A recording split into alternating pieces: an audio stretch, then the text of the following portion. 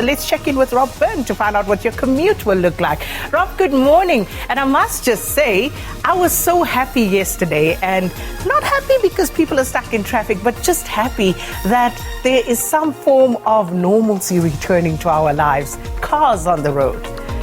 Yeah, there certainly is, isn't there? We noticed a really sort of a slow build-up from late last week, but from Monday of this week, Monday, Tuesday, Wednesday, we've definitely seen more vehicular traffic on the roads. You can see it really in Cape Town as well. Cape Town just sort of said, right, everybody up, we're back to the office on Monday, and it just went boom like that. We were looking at some figures yesterday. Cape Town's congestion yesterday afternoon was just 4% lower than same sort of period 2019. And 2019, pre-pandemic, we were going hard and fast, full out, weren't we, at congestion? So we're almost back to that yesterday. Sure, there was a bit of rain about, but it was a very heavily trafficked afternoon yesterday in Cape Town, and the roads are just getting busier. So maybe just a good idea to alter your travel times and go a little bit earlier. All right, this is what we saw overnight last night. This is Joburg, Alberton area. It's a tanker that overturned and caught fire.